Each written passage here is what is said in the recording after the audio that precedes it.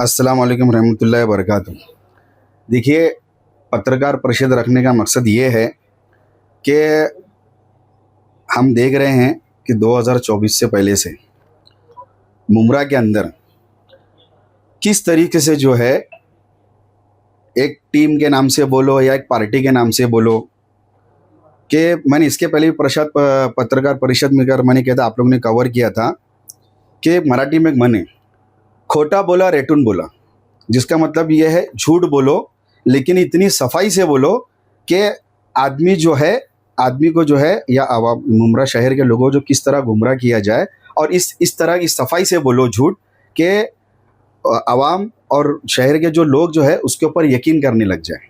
मतलब एक उसकी एक अलग तरीके से उसको पेश करना और इतने कॉन्फिडेंस से बोलना, जिस मुद्दे को, जिस किसी बात को जो है ना सर ना हाथ ना पैर कुछ होता नहीं है।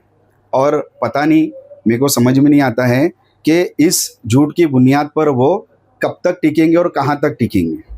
अब जैसे कि कल एक जैसा स्टैंड चला है, जब आमदार इलेक्शन नज़दीक आते हैं तो आमदार को किस तरीके से मतलब जो है कैसा झूठ फैलाकर जो है मतलब बदनाम किया जाए।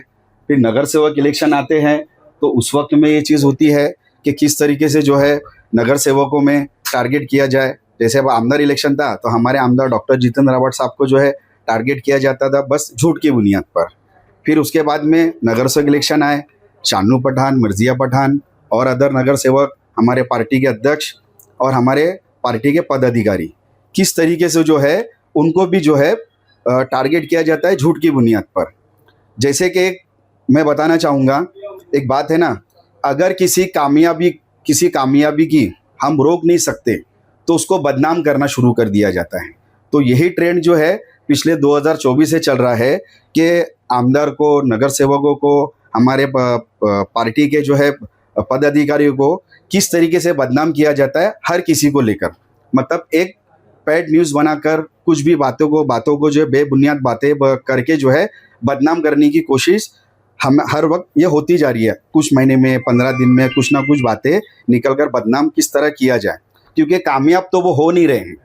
तो किसी की कामयाबी को कैसे रोका जाए तो उनको बदनाम किया जाए। आपने एक पेड न्यूज की बात की है, तो आपको कैसे मालूम कि वो पेड न्यूज थी?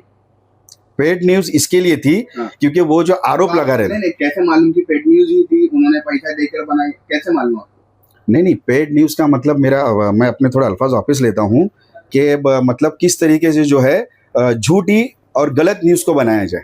मैं आपसे माफ़ी चाहूँगा कि वो मतलब मेरे अल्फाज मेरे गलत थे, लेकिन मेरा बोलने का मकसद ये था तो किस तरीके से जो है एक झूठ को किस तरह से फैलाया जाए और झूठी न्यूज़, झूठी खबर किस तरीके से फैलाई जाए, इस बारे ये चीज़ होती है। अभी जैसे कि ये कहा गया, एक मतलब अभी कोई भी आएंगे पार्टी के पदाधिकारी, अपलू पपलू टपलू आएंगे, जिनको किसी बात की जो है ना जानकारी, ना सर ना हाथ ना पैर, कि जैसे कहा गया कि मतलब जो है सिर्फ विरोधी पक्ष नेता को गाड़ी क्यों मिली, क्या मतलब वो उसको ये टीडीआर का जो मामला था उस मामले से जोड़कर जो है किया गया कि मतलब उसमें सेटलमेंट को लेकर ये तरह तरह की बातें की गई है। तो मैं आपको ये जानकारी देना चाहूँगा कि ये सिर्फ जो गाड़ी है सिर्फ विरोधी पक्ष नेता अशरफ शानू पठान को नहीं मिली है। ये गाड़ी जो है टीएमसी ने जो है इसका एक ठहराव पारित किया है। ठहराव क्रमांक है 831, डेट है 22/6/2026। ये ठहराव की कॉपी मैं आप सब लोगों को देता हूँ, ये ठहराव आप पढ़ सकते हैं। ये ठहराव के अंदर जो है सारी डिटेल आई है। इस ठहराव के अंदर जो है गाड़ी 4 सदस्यों को मिल रही है, उप महापौर, सभागृह नेता, विरोधी पक्ष नेता, स्थायी समिति अध्यक्ष। ये 4 गाड़ी का जो ठहराव पास जो है ठाणे महानगर पालिका ने किया। ठाणे महानगर पालिका ने जो है इन चारों सदस्य को जो है ये गाड़ी दी गई है, और ये जो गाड़ी दी गई है इसका ठहराव है 23/6/2026 को, और ठहराव क्रमांक है 831। इस ठहराव के मुताबिक जब भी कोई ठहराव टीएमसी के अंदर होता है, उस ठहराव के अंदर, उस मीटिंग के अंदर जो है, शायद इनको कम जानकारी है इसलिए मैं जानकारी दूंगा कि महापौर, उप महापौर, विरोधी पक्ष नेता और सभी पार्टियों के गट नेता एक मीटिंग होती है। इस मीटिंग के अंदर जो है सारी चीज़ें जो है तय की जाती है और उसके ऊपर जो है फिर अमलबजानी होती है, जिसमें सारे पार्टियों के गठ नेता मौजूद होते हैं। इनके भी पार्टी के गठ नेता उस मीटिंग में मौजूद होते हैं, लेकिन मीटिंग में थे नहीं थे उसका मुझे इल्म नहीं है। लेकिन ये जो ठहराव जब होते हैं, जब भी कोई चीज़ आती है तो सारे लोगों की सहमति से ही ये सारी चीज़ें होती है। ये डायरेक्ट जो है किसी भी चीज़ के ऊपर नहीं आती है और इसके ऊपर जो है हर किसी की जो है सहमति और मंजूर से ठहराव जो है वो पास होते हैं। अब अगर आप इन्होंने बात करी कि टीडीआर, तो ये बहुत अच्छी बात है। किसने बात करी, नाम लेके बताइए। देखिए, कल जो मैंने देखा एक पार्टी के, अभी उनकी कोई पोस्ट है नहीं है, मुझे इस बात का इल्म नहीं है। अयाज बबलू ने कहा कि टीडीआर का जो मामला था, तो टीडीआर के मामले पे मैं आपको भी इस प्रेस के माध्यम से मैं कहना चाहूँगा कि टीडीआर का मुद्दा सबसे पहले जो है विधानसभा के अंदर हमारे आमदार डॉक्टर जितेंद्र आवाड साहब ने उठाया। वन विभाग को भी उन्होंने भी लक्ष्य विधि ली और उसके अंदर आवाज़ उठाई थी, जिसमें उन्होंने जो है ठाणे महानगर पालिका और वन विभाग को जो है अपनी सारी इसके अंदर क्या क्या चीज़ें हुई है और जो कमियां हैं उसको उजागर किया और उसके बाद में अध्यक्ष महोदय ने उसके ऊपर इंक्वायरी करने का आश्वासन दिया। उसके बाद ये मुद्दा जो है ठाणे महानगर पालिका में आया। ठाणे महानगर पालिका के अंदर जो है हमारे पार्टी के गत नेता जो है अभिजीत पवार और दूसरे सदस्य यासीन कुरैशी, ये सूचक अनुमोदक थे जिन्होंने लक्ष्य विधि ली। इसी के साथ साथ जो है बीजेपी की भी कुछ नगर सेवक ने उन्होंने भी लक्ष्य विधि ली और इसके ऊपर महासभा के अंदर जो है पूरा दिन चर्चा हुई। इस महासभा के अंदर जो है सबसे पहले जो हमारे गठ नेता है अभिजीत पवार, उन्होंने आवाज़ उठाकर ये कहा कि इसके अंदर जो तुमने टीडीआर दिया है, इस टीडीआर के अंदर कितना नजराना दिया गया है, कितना पैसे का आर्थिक व्यवहार हुआ है, नजराना भरा गया, कितना नहीं भरा गया, वो सारी चीज़ों का हमको जो है इसका हिसाब भी जो है सभागृह के अंदर आना चाहिए कि ताकि ठाणे महानगर पालिका का कुछ आर्थिक नुकसान ना हो। आप इतने घर दे रहे हो, 25,000 घर दे रहे हो, 41,000 घर दे रहे हो, ये सारे घर दे रहे हो, तो इसके ऊपर भी जो मूलभूत सुविधा का आप किस तरह से दोगे, इस तरह की भी बात भी रखी गई है अभिजीत पवार ने। फिर हमारे ही पार्टी के जो है हमारे नगर सेवक है सुधीर भगत, उन्होंने भी कहा कि हमारे जो है कलवा, मुमरा, दीवा शहर के अंदर जो है भूमिपुत्र है, जिस हिसाब से तुमने वहाँ के लोगों को, जैसे अभी यहाँ के हमारे जो लोग हैं इनका अगर 7/12 पे नाम है, अगर डेवलपमेंट में जाते हैं, अगर होते हैं, तो इनको ये भूमिपुत्रों को भी क्या वही एफएसआई मिलेगा? जिस एफएसआई से जो तुमने जितना एफएसआई वहाँ पर तुम कंज्यूम कर रहे हो, उतने एफएसआई तुम यहाँ पर भी दोगे क्या? कि यहाँ के लोगों के साथ में जो है हमारे शहर के लोगों के साथ में, हमारे शहर के जो स्थानीय लोग हैं इनके साथ में नाइंसाफी तो नहीं होगी? जो एक रेशो होता है टीडीआर का कि कितना पाउंड एफएसआई दिया जाएगा और कितना मतलब नहीं दिया जाएगा। जैसा भी हमारा जैसे बीजेपी के नगर सेवक अमित सरैया, उन्होंने भी आरोप लगाया था कि आप जो इतना टीडीआर दे रहे हो तो इसका क्या रेशो से दे रहे हो? तो आपको देना चाहिए था 32,000 और आप दे रहे हो 7 लाख। ये उन्होंने भी एक मुद्दा ये दिया था कि ठाणे महानगर पालिका को आप किस तरह, तो इसका जवाब नहीं आया। हमारे ही पार्टी के सारे नगर सेवक ने इस मुद्दे पर कहा। यासीन कुरैशी साहब ने इसके ऊपर बोला। यासीन कुरैशी साहब ने ये कहा कि आप ये जो मतलब उसकी पूरी हिस्ट्री बताई और टेक्निकल ये बताया कि आपने मतलब जो इनको जो आर्थिक व्यवहार किया, तो अगर जब इनका स्टे था तो सेटलमेंट कैसा हुआ, जब कोर्ट का स्टे था ये सेटलमेंट कैसा हुआ, और सेटलमेंट हुआ तो कैसे हुआ, कि किन मुद्दे के ऊपर हुआ, ये सारी चीज़ों पर यासीन कुरैशी साहब ने बोला। और उसके बाद में जब विरोधी पक्ष नेता अशरफ शानू पठान ने जब इस बात को अगर अपनी बात रखी, उन्होंने कहा कि आप जो इतना टीडीआर दे रहे हो, तो टीडीआर जब आप दोगे इसमें लाखों घर बनेंगे, तो इन लाखों घरों को बनने के बाद में जो है हम इसको मूलभूत सुविधा देंगे क्या? सबसे पहले उन्हें फर्स्ट प्रायोरिटी दी कि पानी को लेकर दी कि हमारे आज ठाणे महानगर पालिका के पास में क्या इतनी क्षमता है कि हम इतने घर बनने के बाद में हम जो इनको हमको पानी प्रोवाइड कर सकते हैं। सीवरेज लाइन है, गटर, रोड, रास्ते, सारी चीज़ों को उन्होंने इनको ठाणे महानगर पालिका का ध्यान जो आकर्षित किया और कहा कि मतलब ये सारी चीज़ें जो है आप इसको दोगे क्या? और जब कमिश्नर साहब ने इस सारे मुद्दे के सारे जो हमारे पार्टी के सदस्यों ने और भी नगर सेवकों ने इसके ऊपर जब अपनी बात रखी, तो कमिश्नर साहब ने अपनी स्पीच में कहा कि किसी सदस्य ने ये मूलभूत सुविधा के बारे में कहा, उनका सुझाव मुझे अच्छा लगा। यानी कि ये बात जो है, फिर बाद में उन्होंने कहा कि हाँ, विरोधी पक्ष नेता ने बात कही, इनका सुझाव मुझे अच्छा लगा कि ये जो है कि हम ये प्लानिंग और इस आगे आगे चल के फ्यूचर के अंदर इतना एफएसआई जो होगा वो इतना मतलब एक साथ तो नहीं होगा, उसको वक्त लगेगा, लेकिन हम जो है इनकी सुझाव को ध्यान में रखते हुए हम हर चीज़ की उसमें सुविधा देंगे, जैसे पानी हो, रोड, रास्ते, ड्रेनेज, वाटर मीटर, गटर, सबको ध्यान में रखते हो। तो इस बात को भी जो है कमिश्नर साहब ने माना, एक्सेप्ट किया अपने भाषण के अंदर, और उन्होंने इसका जवाब दिया। अंतिम जवाब हमारा यही था कि जब जो जवाब हमको नहीं मिले हैं, ये सारे मुद्दे के जवाब जो है अभी तक हमारे को इसमें समाधान नहीं हुए थे। लास्ट में ये हुआ कि आपने जो है ये जो एफएसआई इतना दिया है, तो जो एफएसआई आपने कंज्यूम किया है तो किस तरीके से दिया और किस नियम के आधार पर दिया, तो इसका जवाब जो है महासभा के अंदर नहीं आया था। तो ये अगर कहते हैं कि हमारा इन्होंने जो है ये जो है जो बेबुनियाद आरोप हमारे पार्टी के लीडर और हमारे पार्टी के सदस्यों पे लगाते हैं, तो मैं इनसे कहना चाहूँगा कि आप जब आरोप लगाते हो तो आरोप लगाने से पहले सोच समझ कर और उस पर लगाया करो और पूरी जानकारी देकर लगा करो। जैसे आपने आरोप लगाया, मैं ऑन पेपर ये आपको बता रहा हूँ कि ये ठाणे महानगर पालिका का ठहराव है, ठहराव क्रमांक है, आवक जावक नंबर है, इसका जाके आप टीएमसी के अंदर आप इसकी जाके मालूमात ले सकते हो। ये गाड़ी जो है सिर्फ और सिर्फ अशरफ शानू पठान को नहीं मिली है, ये गाड़ी जो है ठाणे महानगर पालिका के 4 सदस्यों को मिली है, जिसमें उप महापौर भी है और सभागृह नेता भी है, विरोधी पक्ष नेता भी है, और स्थायी समिति के जो अध्यक्ष बनेंगे उनके लिए भी है, और ये ठहराव दिया है। आपके नेता नई गाड़ियों का विरोध कर रहे थे कि नई गाड़ी नहीं चाहिए, और ये भी कह रहे थे कि महानगर पालिका के पास पैसा नहीं है, तो इतनी गाड़ियां देने के लिए पैसा आया कहाँ से? फिर ये शहर के विकास के लिए आपके ही नेता कहते हैं कि महानगर पालिका के पास पैसे नहीं है, ये काम कैसे होगा?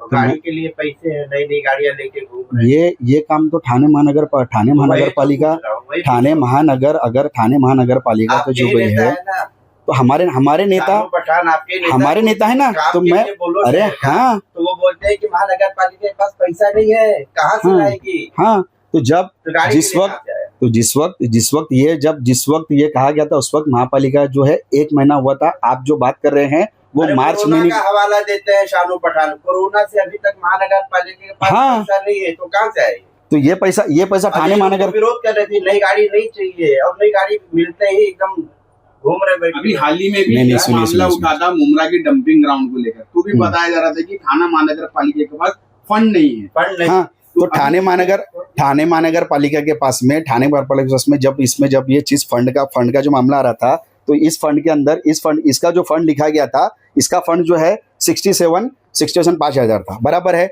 और जिस वक्त में ठाणे महानगर पालिका का घन कचरा का जब कचरे का पेपर आया था, तो उस वक्त में नया टेंडर रिकॉल किया गया, और उस वक्त जो है 3 महीने के लिए जो है कंपनी को जो है एक्सटेंड करके दिया गया। अब वापिस से जो है नया ठहराव, नया बजट जो है अब फिर से जो है घन कचरा विभाग को आने वाले दिनों के अंदर नया टेंडर इशू होगा, और उनको जो पेमेंट करना है और जो पैसा देना है वो ठाणे महानगर पालिका की जिम्मेदारी है। जनता सवाल उठा रही है कि कोई भी काम है तो यही सवाल आता है कि पैसा नहीं है, तो फिर ये नेताओं को गाड़ी देने के लिए पैसा कैसे आ रहा है, कैसे बंदोबस्त हो रहा है? नहीं, ठाणे महानगर पालिका का ठाणे महानगर पास तो गाड़ी है ना, नहीं, इस्लामुद्दीन भाई, ये ठाणे महानगर पालिका के अंदर जो है गाड़ी का तो मुद्दा है, सिर्फ किसी एक शख्स के लिए, पर्टिकुलर शख्स के नहीं है। पालिका में विरोध हो रहा है वो ना, आप देखिए बीएमसी के पास में आप बोलोगे बीएमसी के पास तो हजारों करोड़ की बीएमसी है, लेकिन उसके अंदर गाड़ी का जो है सिर्फ चुनिंदा लोगों को गाड़ी दी जा रही है। बीएमसी के अंदर जो लोग बैठे हुए हैं वो तो 6 महीने के अंदर, अब जैसे अभी गाड़ी निकली थी, मेरे ख्याल से स्कॉर्पियो गाड़ी दी गई थी। अब वहां के सदस्यों ने वो चीज को लेके, भाई स्कॉर्पियो गाड़ी जो है उसके अंदर ये नहीं हो रहा है, हमको इनोवा गाड़ी दिया जाए, मतलब जो है वो इस पे चल रही थी पेट्रोल डीजल पे, तो इलेक्ट्रिकल गाड़ी की डिमांड आई। अब वो चीज को ध्यान में रखकर वो चीज किया जा रहा है। तो ये जो ठाणे महानगर पालिका अगर ये होता है, किसी पर्टिकुलर एक शख्स के लिए नहीं दिया जाता है। ये जो ठाणे महानगर पालिका के उस स्तर के जो सदस्य होते हैं, जो उनकी पद पे होते हैं, उनके लिए गाड़ी मुहैया की जा रही है और उसके लिए ये गाड़ी जा रही है। मेरा जो प्रेस कॉन्फ्रेंस लेने का जो मकसद मैंने आपको बताया कि ये जो बात जो एक गलत और एक झूठा उमर जो फैलाया जा रहा था कि सिर्फ विरोधी पक्ष नेता को जो है, सिर्फ विरोधी पक्ष नेता को गाड़ी मिली है, तो ये गाड़ी सिर्फ विरोधी पक्ष नेता को नहीं मिली है। इल्जाम क्या था कि कई एकनाथ शिंदे ने जो है सेटलमेंट तो नहीं किया है, कि एकनाथ शिंदे ने ये तो नहीं किया है। अरे मेरे भाई, एकनाथ शिंदे के पास अगर जाते हैं तो विरोधी पक्ष नेता है, एकनाथ शिंदे जो यहाँ के पालक मंत्री है, जबकि उन्होंने वो आपको लेटर दिखा दूं कि हमारे शहर के अंदर जो पानी की तकलीफ है तो हमारे शहर को जो है पानी एमएलटी बढ़ाया जाए, इसके लिए जो है इसके पालक मंत्री के नाते और अपने जो उप मुख्यमंत्री होने के नाते शानू अशरफ पठान ने उनसे अपनी बात रखी, डिमांड रखी कि हमारे शहर का पानी बढ़ाया जाए। तो इसमें गलत क्या है? अगर विरोधी पक्ष नेता अगर पद पर रहकर जो अगर वो जाते हैं और अगर पानी का हमारे शहर के लिए, तो शहर के लिए हमको कहीं भी जाना पड़ेगा, हम जाएंगे, मुख्यमंत्री के पास जाएंगे, उप मुख्यमंत्री के पास जाएंगे, कमिश्नर के पास जाएंगे, जो चीज़ जो शहर जिससे हमारे शहर की तकलीफ और परेशानी दूर हो तो हम उसके लिए जाएंगे। एक बार नहीं, हम 10 बार जाएंगे। और क्यों नहीं जाएंगे? शाकिब भाई, अभी आपने बताया कि ये ठहराव में 4 लोगों को गाड़ी मिली है। हाँ, तो ये बात नजीब भाई को भी मालूम होगी, ये कॉपी शायद उनके पास भी होगी ना, क्यों नहीं होगी? तो अब जब वो गट नेता है, जैसे कि अयाज बबलू ने बताया, तो क्या वो इसको बोलने से पहले इस तरीके की जानकारी उनसे लेते हैं, नहीं लेते, क्या बताएंगे? देखो अभी ये जो जैसा मैंने आपको बताया कि इसमें सारे गट नेता इसके अंदर शामिल होते हैं और सबकी सहमति से जो है सारे ठहराव जो है ये होते हैं। लेकिन अब इनके गट नेता मीटिंग में थे नहीं थे, मुझे उसकी तो जानकारी है नहीं।